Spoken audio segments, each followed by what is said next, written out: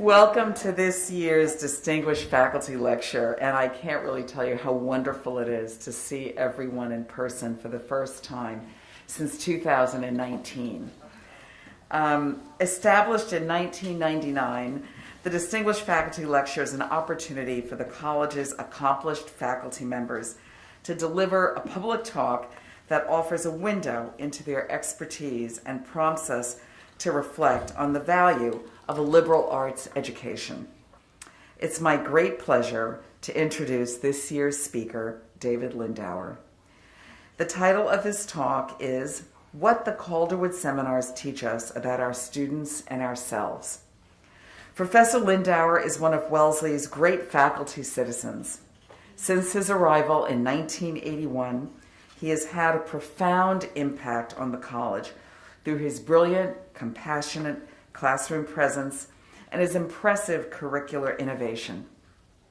He has introduced generations of Wellesley students to the principles of microeconomics, development economics, trade policy, and in doing so has helped make the field more equitable.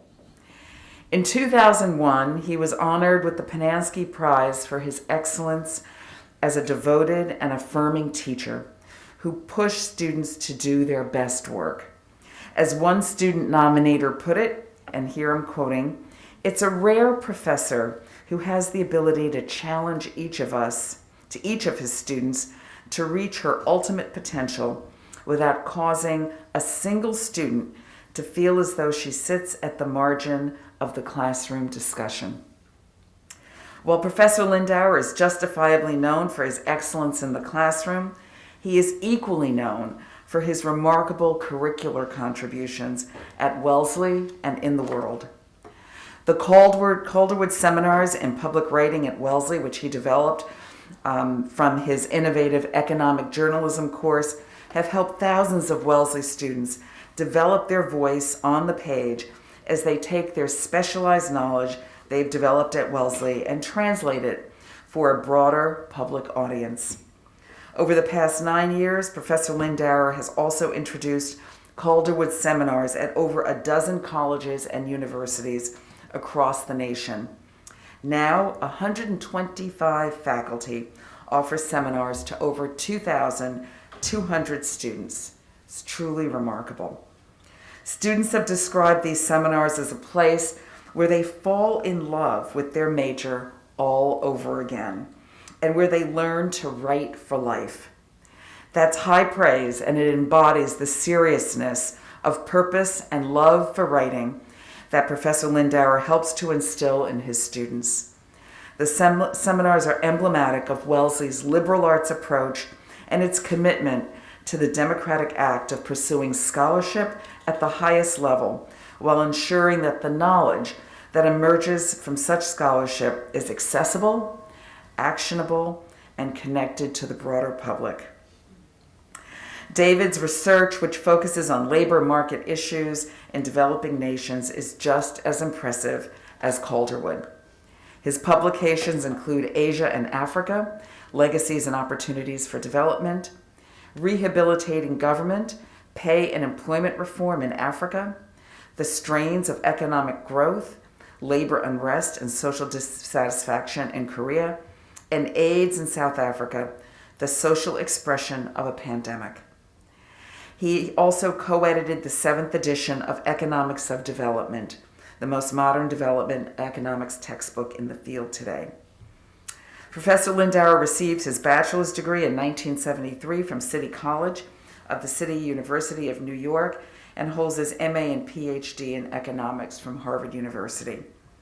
Through his research, his teaching, and his impact on the pedagogy of public writing, David Lindauer has had an extraordinary impact on Wellesley and on higher education on a national level.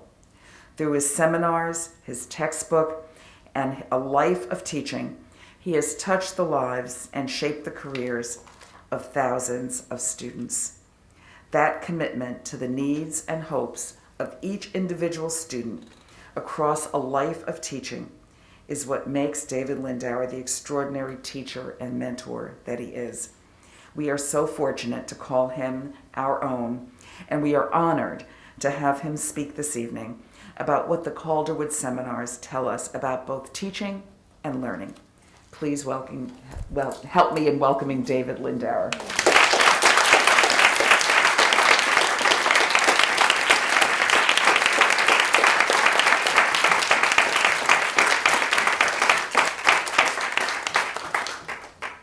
Probably the only thing that Brian Stevenson and I share in common is we both were permitted not to wear our masks while we made presentations. This is the first time in 2.5 years that I'm speaking in person to an audience. And on the one hand, it's familiar, and on the other hand, it's a little disconcerting. As some of you know, I'm also retiring from the college next month.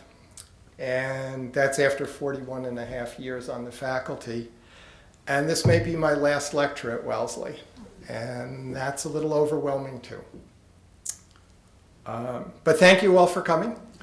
Appreciate that. And I'm also, if you don't mind, quick hello to Joanna, Alexa, Dana, Bodie, Milo, my sister Eva, my Aunt Sophie, the rest of my family, friends, colleagues, former students and other alums who are listening on the live stream. Thank you all for being here and for watching.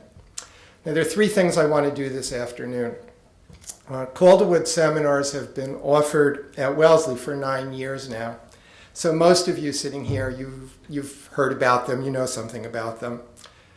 But I'm not sure how familiar you are with the distinct pedagogy these seminars employ and how that differs from other courses that I've taught and that all of you teach.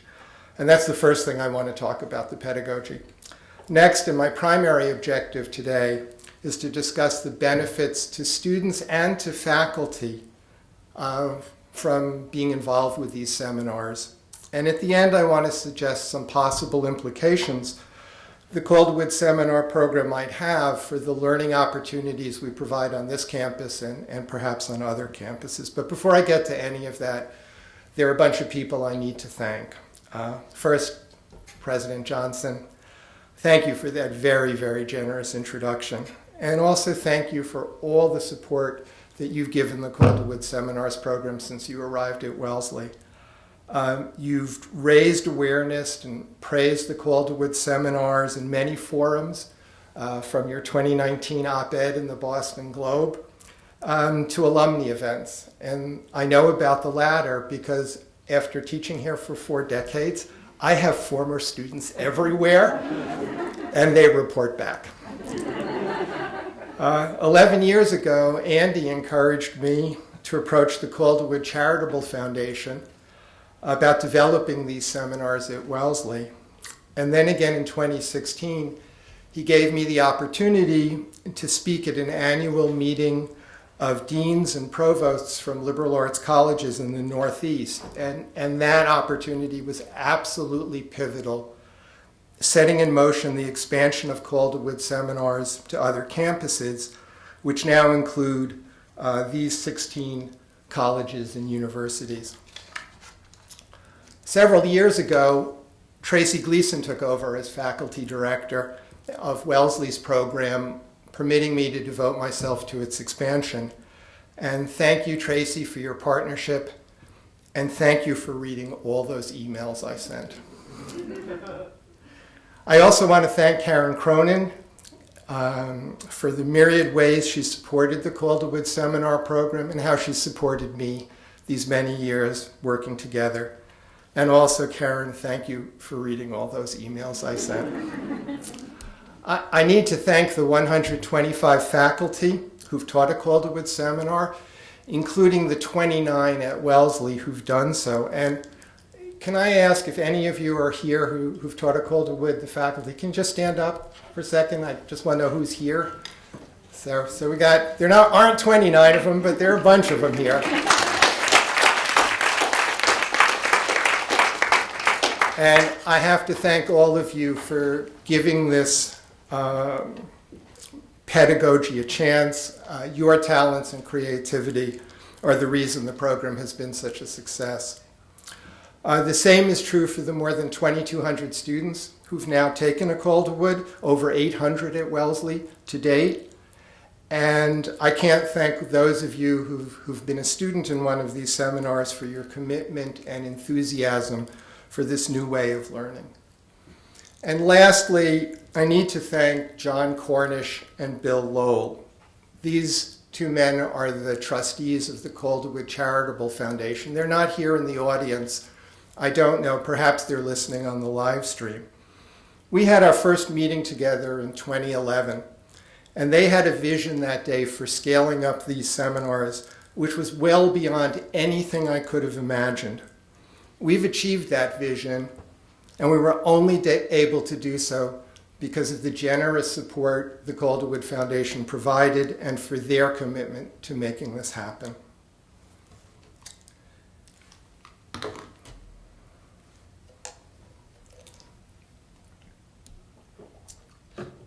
Although I did not know it at the time, the genesis of the Calderwood Seminars was a course, Economic Journalism, that I introduced to the Wellesley curriculum in 1984. My primary motivation back then was not to help students improve their writing, or was it to create future economic journalists. My primary motivation was to get seniors to take stock of what they had learned as economics majors and to gain what I thought of at the time as economic literacy. I thought that by asking them to write about economics in plain English, in a style someone who hadn't studied any economics would understand, that this might be a useful complement to the problem sets, to the research papers, to the exams I and my colleagues in the economics department employed in our other courses. It was just another way of helping students learn economics. I was sufficiently confident that this was a good idea, a good approach, that I had published this description of the course in the Journal of Economic Education, and was published back in 1986. I co-authored it with Laurie Grunin, class of 1985, who was one of the 10 first students to take this course. I was persuaded that other faculty would certainly read this article and start teaching courses like this.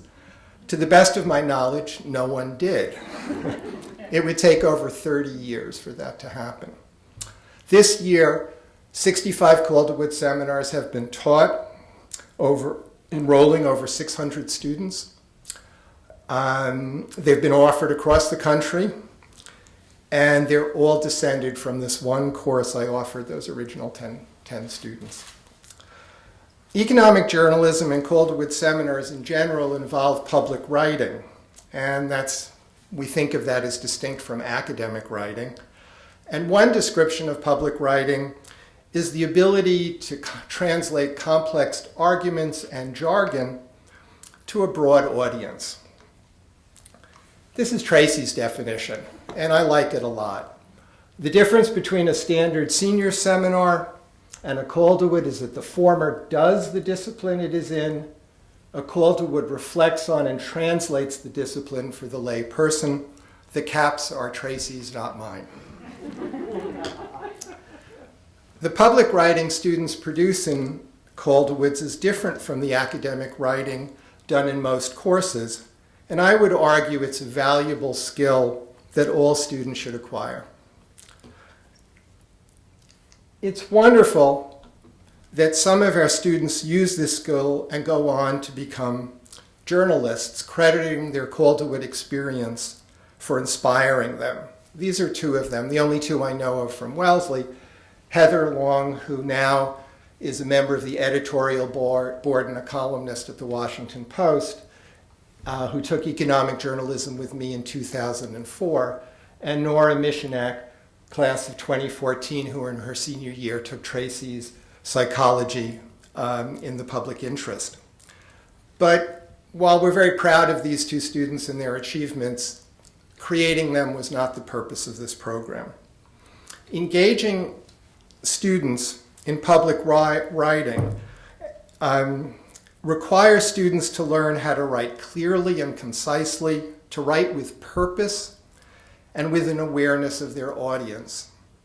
This is valuable whatever path the student chooses to take. At the same time, these seminars gives students the opportunity to learn how to explain something in writing to a non-expert. And in order to do that, you need to have a deep understanding of what you're talking about. I think it embodies what a liberal arts education is meant to provide. Two Wellesley students put it this way. The first is a quote from a student who took Martina Conager's biology in the news. And the second, the final aim is not getting your brain onto paper, it's getting the paper into someone else's brain, is from a student who took Eric Mathis's Ethics for Everyone. Gabe Paquette, a former dean who brought Calderwoods to the University of Oregon, has said that Calderwood Seminars offer a way to democratize access to knowledge and perhaps demonstrate what the liberal arts owe to society. And I couldn't agree with him more. I'm going to expand upon the benefits of taking a Calderwood seminar later, but first I need to explain, because some of you don't quite know what these seminars are about, I want to explain how Calderwoods operate. To do this, I want to talk about two things: Calderwood design and Calderwood mechanics. Design refers to constructing a syllabus for one of these seminars. It has to do with the assignments and the schedule that faculty use. And mechanics refers to the weekly rhythm of the seminar, including what takes place both inside and outside of the classroom. And to help you appreciate what's different about a Calderwood versus another course, the way I think most of us design our syllabi, and this certainly was true for me before I taught a Calderwood seminar, is you begin and you think about what topics do you want to teach. So I taught Econ 101 my very first semester at Wellesley College in spring of 1981, and taught it almost every year I was on the faculty. And these are the topics, it's pretty standard stuff, that I wanted to teach in that course. And after I came up with that, the topics, and I imagine regardless of your discipline, you do something similar when you construct a syllabus. The next thing I would do is I'd add the readings in. There's a textbook there and some additional readings. And the final thing I would add is how would I assess students' command of the material, what assignments, problem sets, exams, papers, whatever it was. That those were the three phases of constructing a syllabus. In Calderwood seminars, we actually recommend the opposite. To begin, not thinking about the topic and the content so much, but to think about what is it that you want students to produce? What public writing genres will they work on? And each of these writing assignments most often is fairly brief, 800 to 1,000 words. They're intended to be both short and accessible. In a 13-week semester, it was possible to do 6 assignments. Each assignment gets repeated twice. And what these assignments entail, just to go through them very quickly, is the students would be given an official government report, and they had to write a news story, something that might appear in the New York Times or the Washington Post, explaining what that news story was about and why anybody should care about it. They would be given an article from a professional journal, and again, imagine writing a news story that somebody might produce on that. They would attend a public lecture, either one that happened on campus or one that was a video, and again, imagine writing a news story about that lecture. They would write a book review of a book by an economist, they would write an op-ed, and they would conduct an interview of an economist. In my course, it had to be someone not on the Wellesley faculty. Fortunately, Boston has a lot of economists to interview, so that wasn't a huge constraint. And to conduct that interview and write a profile of that individual. These 6 assignments have been used in many, many Calderwood seminars. You can look at them, and regardless of your discipline, it's possible to use each of these assignments, except possibly the first one. There aren't official government reports that pertain in the humanities, let's say, so that might not be used there. The list of assignments and the public writing genres that have emerged as more and more faculty teach these seminars is just tremendous, and I want to go through some of these. So film reviews are fairly common, a film review or a documentary review. They've been used a lot. Dan Sickle, I think he came up with the first person to have what he calls an explainer, but it's otherwise known as 5 Things You Should Know, which appear very often in the media. Many people have adopted it. Karen Lang was the first person to introduce us to Muse magazine. How many of you know what Muse magazine is? Very few. So I figured you knew, Tracy. Muse magazine is the science and technology magazine for 9 to 14-year-olds. For those in my cohort, it's the contemporary weekly reader. And it's a form of public writing. So Karen, teaching her Calderwood, explaining mathematics, had her students write for that public audience of 9 to 14-year-olds. And many, many faculty have now adopted this and have learned, if you think adults are a tough audience to write for, you have no idea how critical 9 to 14-year-olds can be when they read what you've written. Barry Lidgate, I believe, was the first to introduce letters to the editor as a public writing assignment. The Academic Minute, how many of you know what that is? Because I didn't know anything about it. A few of you, yeah. Academic Minute, we learned about that from Kathy Collins, a professor of biology at Bard College. And this is a podcast where academics, many of you might want to do this if now that you've heard about it, where you basically write a 300-word text on a recent piece of research, and you record it as this podcast, and the public radio station in Albany, New York actually features these and has them on air. Susan Miriam at Bard College introduced a museum wall text, something that's been adopted by other people who teach art. There have been Wikipedia entries. Carol Stabile at the University of Oregon has her students write about racial justice issues, and those can be found. Her students' work is now on the Wikipedia website, and there are others who have done this as well. 2 of my favorites are the last 2, Playbill program notes. Patrick Baliani at the University of Arizona at Tucson had his students write the Playbill program nights for 12th Night. And 12th Night was showing at the Rogue Theater, a local repertory company in Tucson. And the repertory company went back to Professor Baliani and said, we can't choose which of the 5 your class produced that we want to include in the playbill. So please ask those students to collaborate together and write the best one they possibly can. And it was included in the playbill for the 12th Night production. Lastly is the ham sandwich. I had never heard of this before. It's a real term, and it refers to a briefing that takes place for the Joint Chiefs of Staff at the Pentagon. And Sue Bryant introduced this at Georgetown in her defense policy writing course as something her students needed to know how to do if they were hoping for careers in the Pentagon. What you'll notice is for each of them, I identify specific texts, or at least I should say for 4 of them. We refer to these as common texts. And what's going on here is that I picked 2 official reports from 2 government agencies. I picked 2 journal articles. I picked 2 public lectures. I picked 2 books for students to review. And in so doing, what these assignments were intended is to give students this opportunity to explore the breadth of economics. There's some macroeconomics and some microeconomics. There's labor and health economics. There's inequality and economic development. We cover the field. I refer to this as taking one more lap around the major. For the last 2 assignments, students get to pick what they want to write about. For the op-ed, they pick the topic. For the interview, they pick their subject. So instead of exploring one subfield in depth, economic journalism offers this one more lap around the discipline.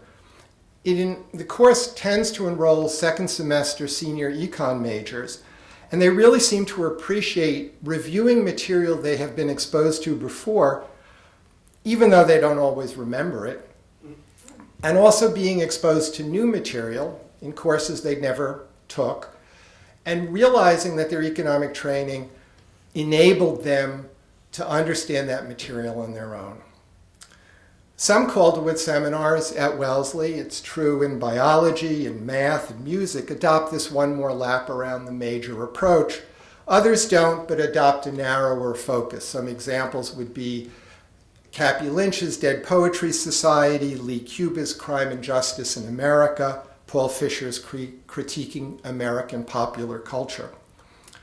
Calderwoods also have proven to work very well in an interdisciplinary environment where a central theme is adopted with students bringing their very disciplinary approaches to the subject at hand.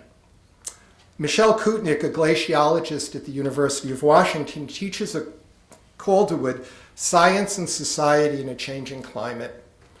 And last spring, she told me, her students included majors in atmospheric science, biology, economics, engineering, forestry, and political science. And Michelle found having students with these varied backgrounds was a highlight of her Calderwood, believing that interdisciplinary education is essential to confront climate change. The core pedagogy of the Calderwood Seminars works with all these approaches, which I think reflects the robustness of the pedagogy. Calderwood Seminars achieve their success in large part because of how the seminars operate from one week to the next. We call this their mechanics. These seminars are capped at 12. We found that the mechanics break down if they have more students than that. And think of the 12 students as being divided at the beginning of the semester into two groups, call them A and B. They stay with those groups all semester. And 1 week, students in group A are writers and students in group B are their editors. The next week, those roles reverse. And in this way, every student is completing an assignment every week, either as a writer or an editor. I want to quickly go through this schematic. It's from Brooke Jude at Bard College, who teaches a Calderwood called Distilling Biotechnology. And it captures the core pedagogy of the seminar. In a typical week, Brooke's class met on a Tuesday. Students would receive the assignment and their author-editor pairs for the week. And then what students had to do is the author had to get her piece from, there we go, to her editor. The editor had to get the comments back to her author. The author then revised the piece and posted it for every student to read. And every student had to read every piece written that week and come to class the next day where those pieces would be workshopped. After class, Brooke would give her comments to the student, and 1 week later, the student would submit a final draft. Every student had to come to class prepared with comments, which is why the workshop was so successful. Class time in Calderwoods can be spent discussing that common text. 6 students, let's say, are all writing on that same text, and students have to come prepared to discuss that text as well as to workshop each other's assignments. It's important to highlight some of these features. Having assignments come before class discussion is a defining feature of the program. I think it distinguishes it from a lot of other classes that we teach. We always tell the students, you have to read the material before you come to class, but let's be honest, doesn't always happen. And let's furthermore be honest, when we were students, didn't always happen either. But Calderwoods, in some sense, compels students to do the work before class. They're actively engaged in it. There's usually no prior discussion of the common text before the class meets to workshop.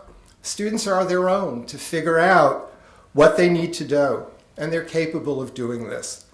They need to understand the common text they're writing about, what it says, how it makes its case, and how to place this work in some context. In my class, why would any non-economist need to know any of this? Why is it interesting?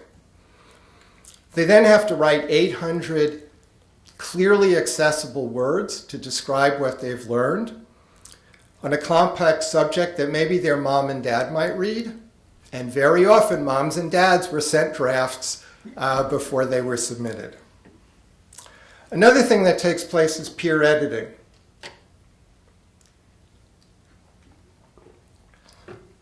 We don't ask students to engage in peer editing very often, and maybe it's something we should do more often. I've heard faculty tell me, why would I want students to engage in peer editing? They just give each other lousy advice. And let's be fair, even seniors aren't especially good at this, but why should they be? It's not something they've practiced in their education, whether in college or in high school. We seldom ask them to evaluate one another, but isn't this a skill that they should leave college having worked on? Before class meets, students read the same material and often come to very different conclusions about what they read and why it matters. And the course mechanics compel the class to be prepared to discuss these differences each week. From a faculty and a student's perspective, nothing is more rewarding than discussing material that students have already invested heavily in. They come to class not as blank slates, but as well-informed participants engaged in the topic.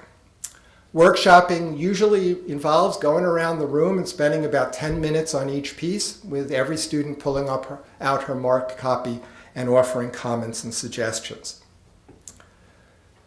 The final draft, as I noted earlier, is due a week later. Final draft is based on the comments the student received during the workshop, the comments the faculty member provides, and the course mechanics requires students to write every week for 12 weeks, and nothing improves a student's writing more than that kind of practice. Every Calderwood is also a new beginning. Hang on for a second. Did I miss a slide? No. Okay. Every week in a Calderwood is a new beginning with a new common text or a new public writing genre to tackle. And to see how this all fits together, this 2-week cycle that I just explained, I just wanted to give you a brief look at what the core of my syllabus looked like the last time I taught economic journalism. This is the syllabus. It fits all on one page. I needed 2 PowerPoint slides, but it really does fit on one page. And all I want you to see is that the groups take turns of who's the writer, the other group being the editor. There are 2 official reports, 2 professional articles. Here's the first book review. And if we go on to the next page, we get 2 classes devoted to op-eds. We have 2 public lectures, the second book review, and the profile was the last class. If you also notice, this is the full reading list for economic journalism. It's rather sparse. It doesn't look like the reading list of my other courses, and it probably doesn't look like the reading lists you use for 300 level classes. What students do is they take a deep dive into each of their assignments, often seeking out additional sources on their own. And this type of self-guided research is another valuable skill students work on in these courses that I think has lasting benefits. Calderwood students are very student-centric and student-driven discussion seminars. Faculty do not teach Calderwood seminars. As Barry Lidgate likes to say, faculty curate Calderwood seminars, and I think that's an apt description. Very quickly, in the way of summary, this is what defines a Calderwood seminar: public writing, not academic writing, short assignments, usually 800 to 1,200 words. Assignments come first, meaning students do the work before it's discussed in class. Each session is narrow, usually the focus on an individual film or book or article, but the class itself is broad over the 12 assignments. Peer editing takes place outside of class. Workshopping takes place inside of class. There's rewriting and multiple drafts. Wash, rinse, repeat. The drill is repeated week after week after week. And I think a great deal of this repeated nature of the experience is what drives home the learning. So that was meant as an introduction. It took a little longer than I wanted, and I was afraid it would take that long. When I discussed this over email with Courtney, she said, if it looks like you have too much to say, just start talking more quickly. And I'll see if I can do that. I want to talk about what the benefits are to students of taking these seminars. In a program that emphasizes public writing, student writing should improve, and I believe we have the evidence that it does. Students learn to write concisely and with greater clarity. They learn a new appreciation of audience and how to build better arguments. Their writing becomes more accessible and engaging. How do we know this? Well, one way we know this is that Winnie Wood and I, back in 2015, actually conducted an experiment. Now, I don't believe Winnie's here today, but she said she'd be listening online. And Winnie, I was going to really do a deep dive into our study, but I'm falling behind in time, so I'm not going to apologize about that. But in short, what we did is we had 6 members of the faculty, Winnie assembled, who were experienced writing instructors and accustomed to evaluating work, doing evaluation exercises rather. And we came up with a scheme where we gave them a rubric. They helped to finalize that rubric of what does good public writing look like and what's good writing in general. So emphasis on both public writing and the quality of writing. And we assembled in advance 72 pieces of writing, but what we didn't tell them was that these 72 pieces included first and final drafts of an early assignment and first and final drafts of a late assignment, but they didn't know that. And no one scored, according to the rubric, both the first and second draft of an individual piece. And what the statistical results showed was the average score according to these faculty evaluators of each of the pieces. And on the horizontal axis are the different criteria that the rubric had established. And the height of the bars, where the taller it is, the better it is, started from the score on the first draft of an early assignment, then the final draft of an early assignment, followed by the first draft of a late assignment, and the final draft. So if students' work was improving over time between first and final drafts and between early and late drafts, the bars should increase in each of those categories, which they do in almost all cases, prompting Jay Turner, who participated in this. Do you remember what you said, Jay? You may have to remind me. Jay said, never do this again. The results won't be as good.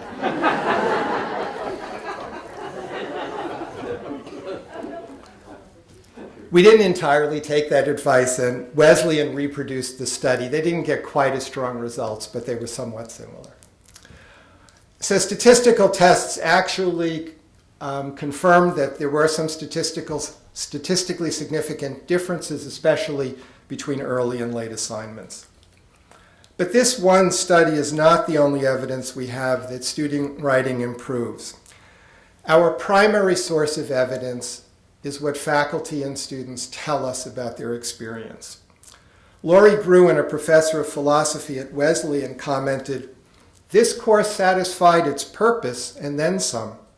The student writing improved, my writing improved, student confidence in their writing increased, their reading ability expanded, and their engagement with and acceptance of critique improved.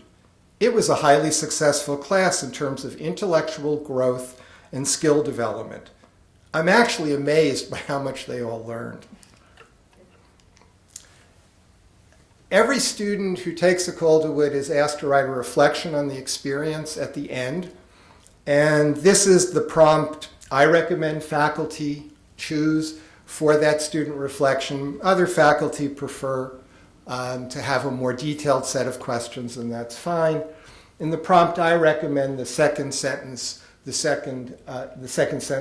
is intended to have students review all their material one more time so they can assess their own progress. Over the past 9 years, I have read every student reflection.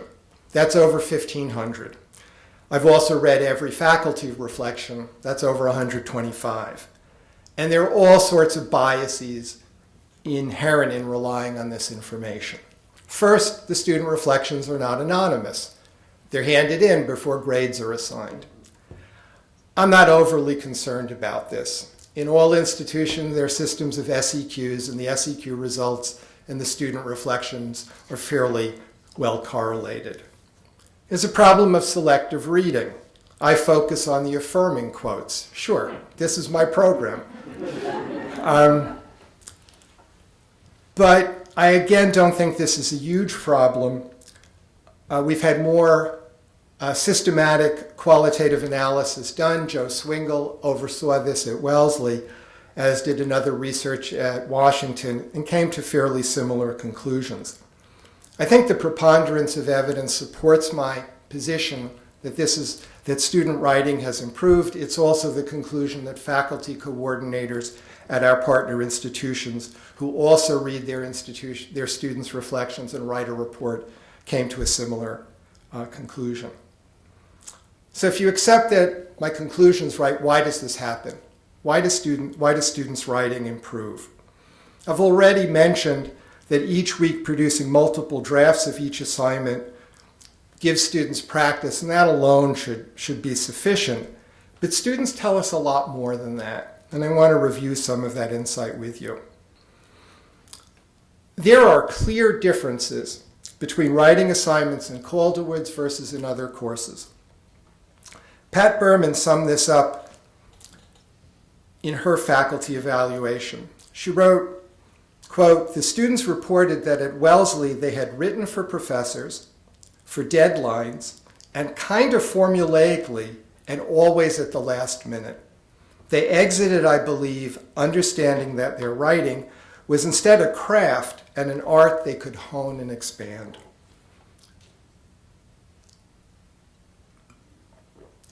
A student in Jay Turner's Calderwood last spring was more blunt about her experience before taking her Calderwood with Jay.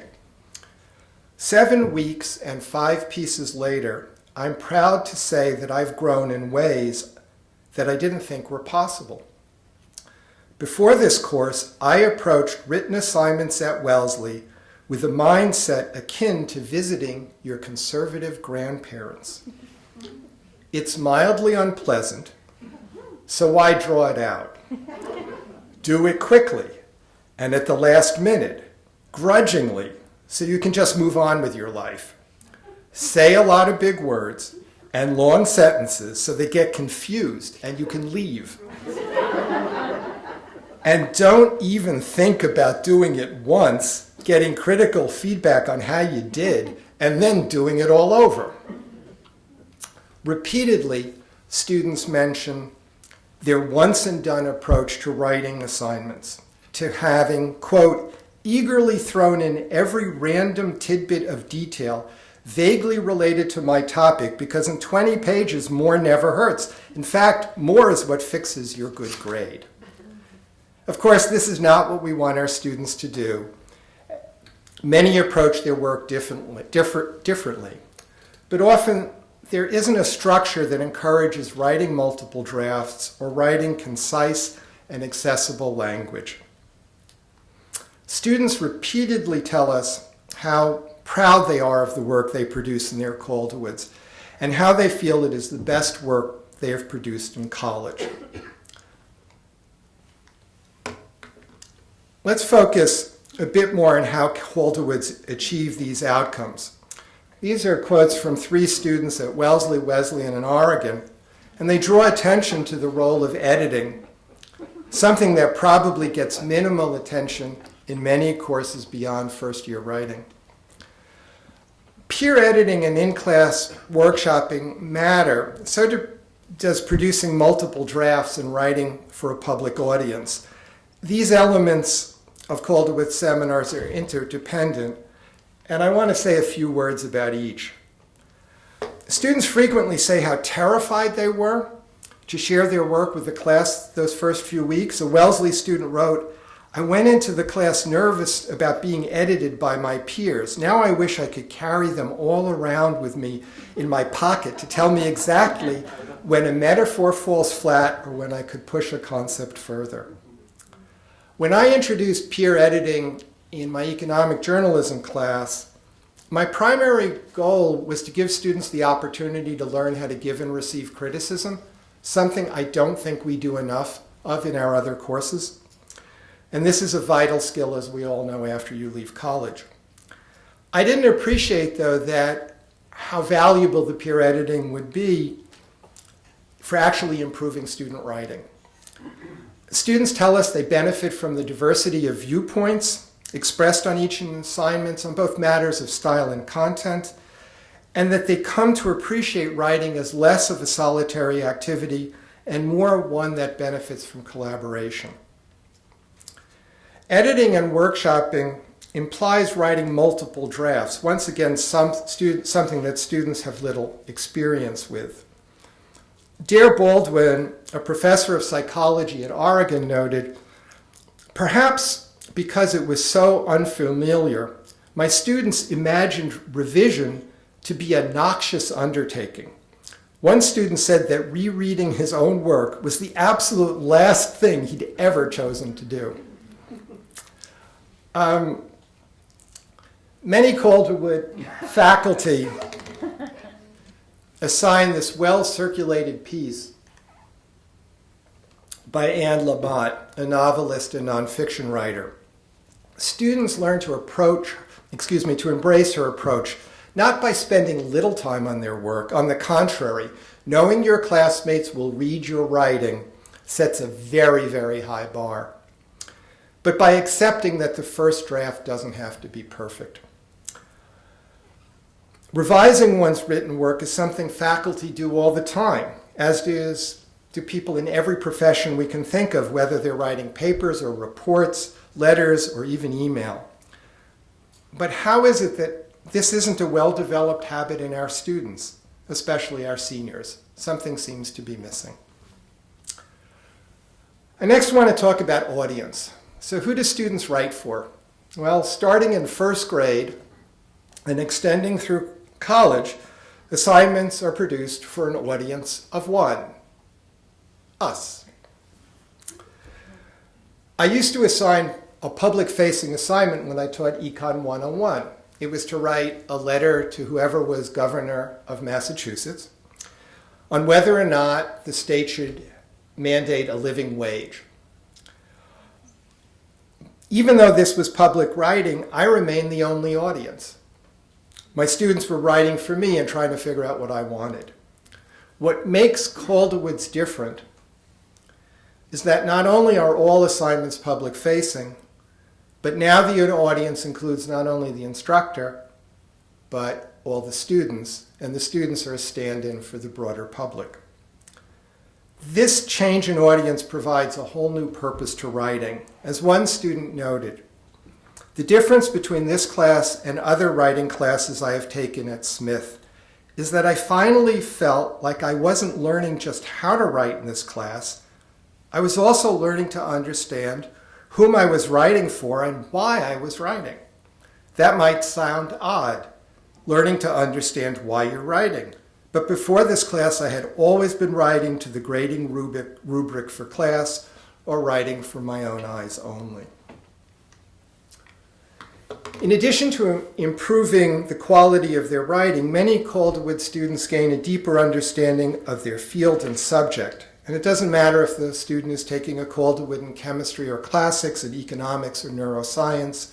Explaining their subject to a public audience compels them to understand what it is they are writing about.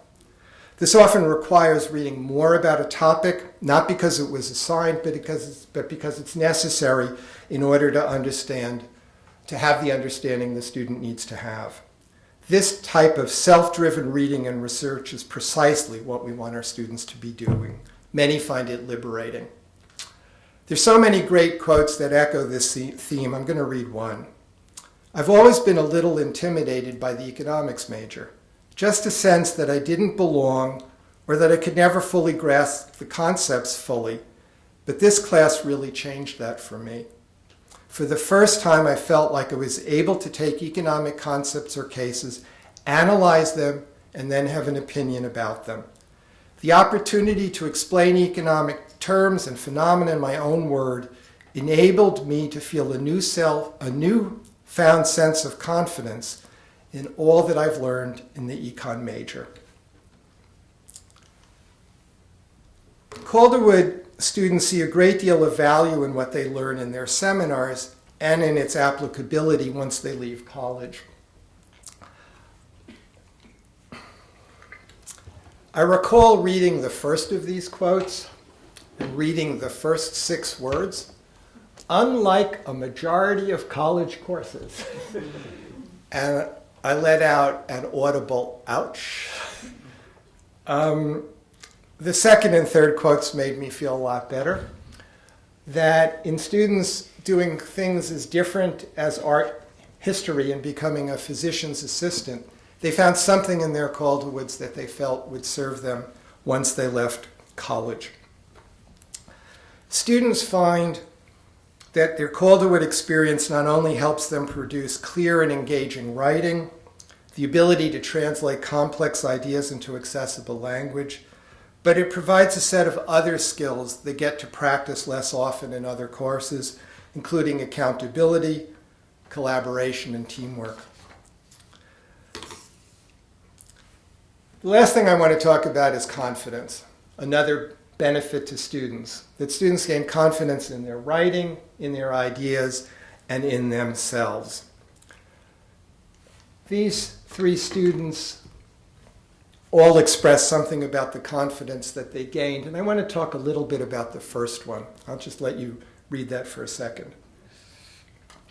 The first quote is from a student at Georgetown School of Foreign Service. The student was enrolled in an MA level course in the Security Studies program and was a member of Sue Bryant's Calderwood Defense Policy Writing. Most of Sue's students are in their late 20s and 30s, and most have a military background.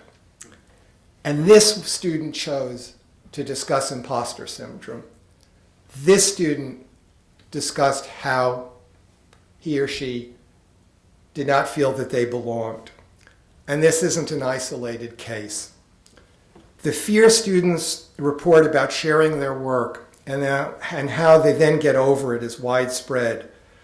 A wonderful antidote to imposter syndrome is reading the work of fellow students, something that happens, in my opinion, too rarely in college, and realizing you belong. And as the final quote suggests, having your ideas validated by your peers helps too. Of course, other courses help students develop confidence in themselves. I'm not suggesting that's unique to Calderwood Seminars. But when students highlight, and they do so over and over again in these student reflections, that they gain confidence, not only in their writing but in themselves, it suggests that this experience is somehow different from what they get in other courses. I wasn't given a time limit for how long I could speak today, which was a mistake on the part of the organizers. So I'm going to skip over some stuff right now because I know I'm going on too long as it is. I was going to talk more about evidence on student confidence, but I'll move on. I hope I've convinced you, as my late father might have said, that Calderwood Seminars are the best thing since sliced bread. But I want to make one more pitch, and that's about the benefit to faculty members. When the program began, I didn't expect this outcome. I always liked teaching economic journalism, but I liked teaching my other courses too. There was something different about it, but still, I liked all the courses I offered. In the first years of Wellesley's program, I got to know Barry Lydgate, who's now become a dear friend. And Barry was one of the early adopters of this new pedagogy. And after completing his Calderwood advocating for other cultures, we went out for lunch. And Barry told me this was the best teaching experience of his career. I was blown away. Barry had been on the faculty for 40 years already, and his French in Action had an international reputation for its pedagogy. And Barry thought this was the highlight of his teaching career. Wow. Since then, not everyone has said this, although there are very few faculty who've said they didn't enjoy teaching it. It's been pretty successful. But many have given quotes like these. I could have given you several pages with remarks like this. I had an understanding before I prepared this talk as to why students seem so positive about their Calderwood experience, but I didn't really understand why faculty were. So I asked Barry and a handful of others if they could write to me and tell me a little bit more about why it was so meaningful. And I also reread not all 125 faculty reflections, but a good number of them. And I came up with some ideas as to why this was such a meaningful experience for faculty. If students are enjoying a course, the faculty will too. The mechanics of these courses require active student participation, and students seem to welcome this opportunity and are eager to contribute. Their excitement is contagious, and the instructor gets caught up in it. Sarah Ellensweiger, professor of English at Rice, put it this way: "My teaching experience is better because my students seem more engaged in and excited about what they are learning. The classroom vibe is more positive, more fun, more lively." Another theme that came up is that by translating academic work for a public audience, Calderwoods make our disciplines seem more relevant to the lives of our students. Faculty in English, mathematics, and political science all make this point. And if we're excited about our subject, having our students see its value is incredibly rewarding to us. Much of our teaching is highly scripted. I'm reading my notes right now. Not supposed to do that when you make presentations, but I'm doing it. Highly scripted. We prepare detailed notes in advance and present them. Pat Berman spoke of her, quote, deeply ingrained need to over-explain. And her pleasure in giving students more agency in their learning. Calderwoods are less scripted. It's student writing and discussion that drives the conversation. There's a spontaneity about leading one. You have to think on your feet. I know I found this a refreshing change, and so did Barry. He wrote me the following in an email. He said, "I had things to say. That sounds obvious and a bit silly, but it comes as something of a surprise, and it felt new. It reminded me of the excitement of my earliest days as a teacher, when I really was finding out just what I knew." Many faculty, Calderwood faculty, also talk about feeling like they're part of the workshop. Some even complete the assignments and have the students critique their work. Elena DeBreeze told me, quote, "The seminar works against the usual hierarchy between students and professor. I have the sense we're all in this project together, and it allows me to bring my whole self into the classroom, to meet the whole selves of my students." Many faculty seem to enjoy this change, stepping back from being the sage on the stage, from controlling the class to supporting it. A number of faculty have also commented how their own writing improved and how they had adopted more of a public writing focus, how their editing had changed because of this experience. Now, if you believe what I've said about the benefits of Calderwood pedagogy, and I only have about a page left, so we're almost done. Even if you only believe a fraction of what I've said, what are the implications? It's not that every course should be taught like a Calderwood. That would be awful. Several years ago, Paul, I don't know if you remember this, you said to me, "I think every Wellesley student should take a Calderwood seminar." Thank you, Paula, for saying that. But I know it's unrealistic. In my department alone, if every student, I'm not quite sure exactly how many majors there are, but I think we would need something like 7 Calderwood seminars, which would be to accommodate 84 majors. We're close to that number, I believe. And that's almost 2 FTEs. That's just unrealistic. That's not going to happen. But I think a more modest goal is maybe we can expand the program. Over the last bunch of years, we tend to average about 90 students taking all the Calderwoods we offer. That's about 16% of a graduating class. Maybe we can push that number up to 20 to 25%, maybe offering, instead of 9 seminars a year, 12 to 15. Many students, though, seem wary of selecting a course which requires a lot of writing. Recall the student who equated a writing assignment before taking a Calderwood with visiting her conservative grandparents. Our students are not inclined to want to do this. I think there's a lot of misinformation about why these seminars are valuable, and it might be helpful if students received better advising from all of us about why they might want to take one of these seminars before they graduated. And if you're not sure that you're ready to give that advice, I encourage you to seek out a faculty member who's teaching a Calderwood next year and ask to visit a class, because seeing is believing. And maybe then you might encourage your students to think about taking one. Now, Wellesley has 60 academic departments and interdepartmental majors and minors at this time.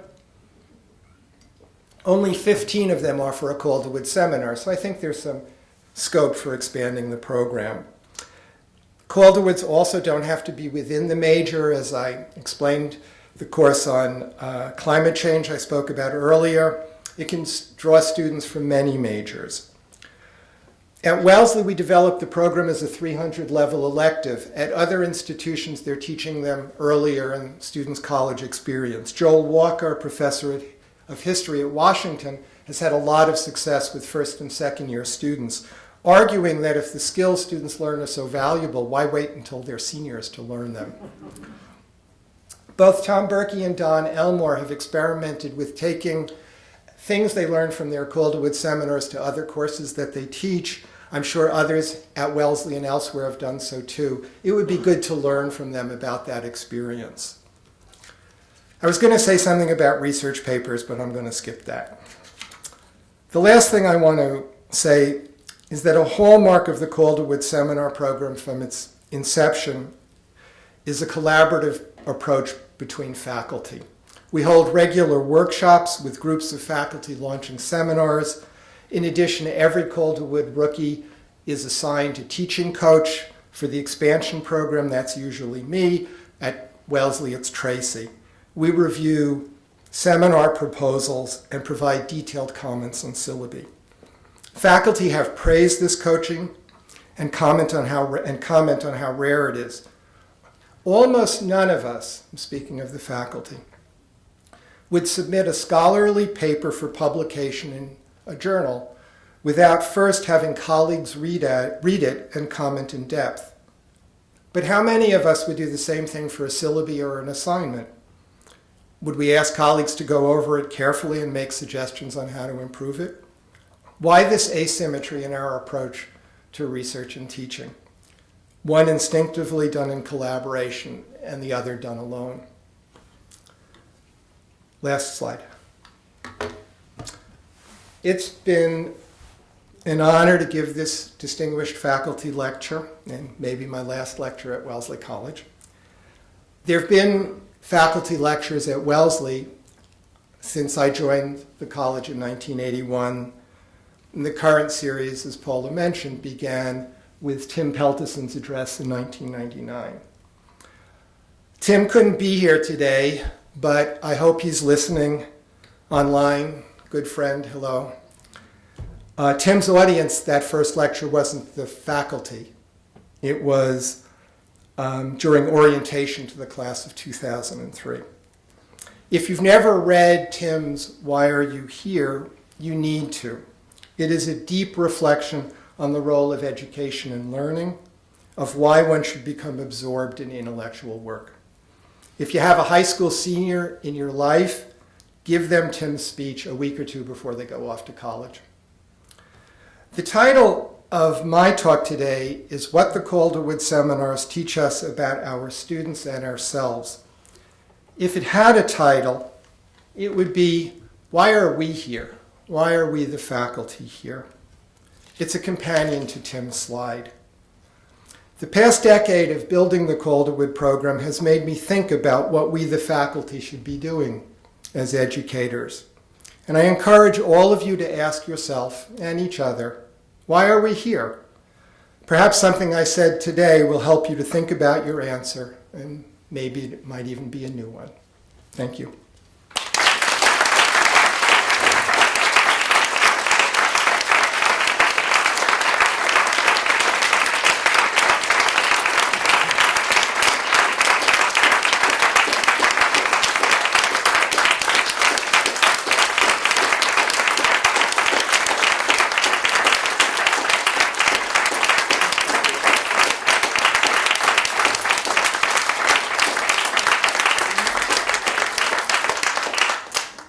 David, thank you for that really brilliant lecture. And we'd just like to open it up for questions. We have time.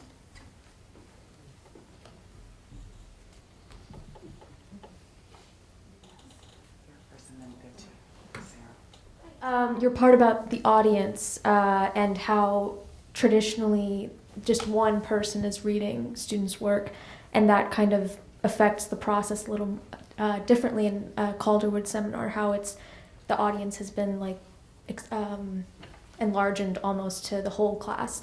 And I know we don't really like to talk about grading always, because we can kind of like to brush it off as like it's not really as important to intellectual work, but I think it can be like a really big part of it, can really impact students' confidence, and that was another part of the lecture. So I was wondering, how does grading, like what is the philosophy to grading in Calderwood Seminars, and like how is that different from other college classes? I want to give two answers. One is about something that Calderwood Seminars do. I skipped this whole part that Susan Miriam talked about in a panel we were on together about why Calderwoods build student confidence. One of the things they do is they enable students to take risks. And the reason they enable students to take risks is because you get multiple times to improve. You write a first draft, that draft's workshop, you get to revise it. If it bombed the first time, you get another chance. And students repeatedly talk about that in their reflections. And it goes to the Anne Lamott notion of first drafts. So in terms of grading just doesn't feel that high stakes. So that's the broader point. The narrower point is these are 300 level electives in the major. What's the average grade in 300 level electives in the major at Wellesley College? Calderwoods are no different. There's a lot more I can say about grading, and Tracy as well, if you want to explore one, but I think those are really the important points. The taking risks was a really interesting insight I had not thought about before. Thank you. Sarah? Sarah Wall-Randall, English. I wondered. Thank you so much. Overall, this was just incredibly informative and just really inspirational. So I really, really will come away from this with a lot of excitement about thinking about teaching writing at Wellesley. I have two questions and I can't decide which one to lead with. I'd love to know some of the ways that you coach students on how to give feedback to peers. Or do you not coach them at all? And if that's the case, then how do they learn to give quality feedback, and how do they learn to be fair and kind in their feedback? Can you give the microphone to Tracy and have her answer first? We have a difference in philosophy. I talk a lot with them about how it feels to be criticized and how to think about the difference between who you are as a person and your writing. Because coming in, your writing feels like who you are. And so if I can point out to them that their writing is a skill that they are developing and not who they are, then it's a lot less threatening to critique the writing, or to hear somebody critique the writing. You do not have to teach them to be kind. Mostly what they do is say, I love this piece. This was so good. You might you might want to change it just a tiny, but it was so good. I really loved it. So at the beginning of the semester, especially, I spent a lot of time responding to, they will edit each other outside of class, but they copy me when they send the writer their edits. And so I can look at the edits that they have provided, and then I can write to the editor directly and say, you did a nice job with this or that, but stop telling her where to put her commas and start talking about her argument. And then in the workshop, if somebody makes a comment that's sort of surface level, I can gently probe a little bit, like, did you not understand that, or did you want to make another? Did that not fit with the argument, or what exactly was the issue with that, or why did you love that so much? And that models for them how to dig in a little bit more. By the end of the semester, they're saying, okay, this did not work. We were trying to do something here, and it's just, this metaphor goes off in 6 different directions, and the writer's going, yep, no, I see it, you're right, and it's all, like, we're done with they still love each other's things, and they will still support each other. But at the same time, they're much more willing to say what they think the piece needs, and to see criticism as love, right? If I'm critiquing you, it's because I care about you, and I want you to do well, and I want you to write the best piece you can. And that's where the value starts to get connected to the behavior, and then you can just sit back and let the magic happen. So the difference in Tracy's and my approaches is that Tracy talks about kindness and all that. I simply tell them, stop being so nice to each other and let's get on with it. So I had a tougher love approach. But what Susan Miriam talked about was, for some reason, Calderwoods create this strong sense of community in the class. And students talk about how it's different. I want to read you something a Wellesley student wrote. Quote, I enrolled in 2 Calderwood seminars this semester, the extreme differences between which were reconciled by the unexpected and unparalleled communities that developed within each. No, we weren't friends before taking the course, and we are more than friends now. And that gets told over and over again. One of the things I love reading about, and there's no one else on the planet who has read all of these reflections, so I have some sort of unique perspective, is that both faculty and students often write, we just had the greatest group. It was just, we got this group together and we gelled and we bonded. And I still remember a faculty member, after she taught it the first time, saying, it's never going to be like this again. And it always is. Or not always, but often is. And one of the reasons is because the mechanics of the course require students to work together. So think about the writer-editor pairings. They rotate every week for 12 weeks. So if you have a full class of 12 students, everybody's working with somebody different the next week, in addition to the workshopping, and they form a community. And I remember once asking my students about this. Paula mentioned, I was a commuter. I went to a very large urban school as an undergraduate. And I remember meeting with my Calderwood at the last class, and they were talking about what great experience this was and the bond and all this stuff. And I said, what are you talking about? There are 2,200 of you. You live in this isolated campus. You're with each other all the time. Why is this so different? And they said, because it is. That there was something different about this experience because of the nature of interactions that are built into the class. I see, Tom, you're nodding your head in agreement. Anything you want to add to that? Well, yeah. Well, I would say, first of all, David, thank you for this, and thank you for the Calderwood. It's really changed the way I think about teaching all my courses. And there are elements of it I've imported into almost everything I do. And I could go on and on about that. But I'll have to say, one experience I had along the lines you were just describing, which was unusual these days at Wellesley. I had a very conservative student who wrote a very conservative op-ed in a class filled with, your typical distribution of liberals and then super liberals and then lefties. And they all absolutely despised what she wrote. I guarantee it. It was about a political issue of the day. But by that point in the semester, they were bonded sufficiently that even though they disagreed very profoundly with the op-ed, they worked very constructively to help her with it. And they really helped her, improved it, and you could feel some caring among them, and they really bonded. And that student came to me and said that was a unique experience for her at Wellesley. She'd never even openly displayed some of her political views before. Just even doing that was a big step, and then to have it be accepted was a huge thing. Well, I have to tell the rest of that story because Tom didn't tell all of it. So Tom met on Thursdays. And on Wednesday, before that class meets, he calls me in the evening, frantic. The student, and because we don't know anybody's names, I don't think I'm breaking any FERPA laws here.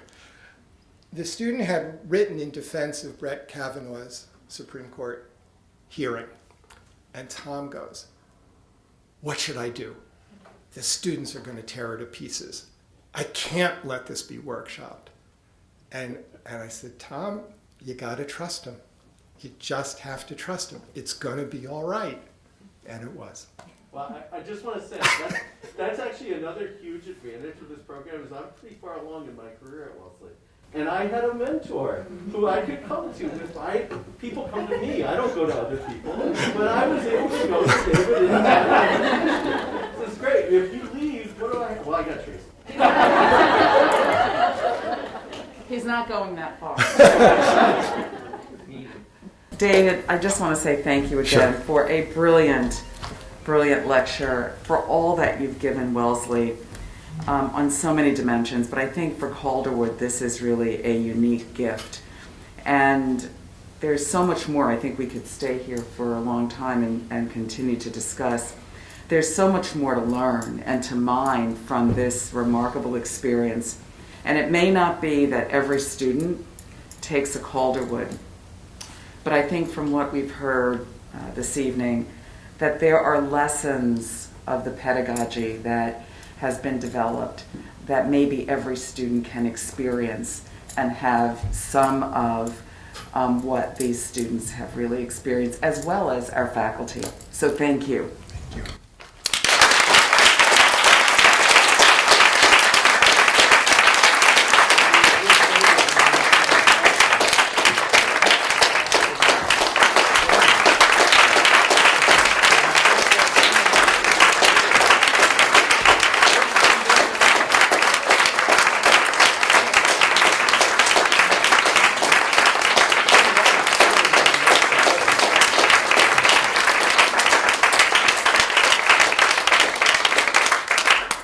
And thank you for your patience for staying so long. I was a little afraid this talk was too long.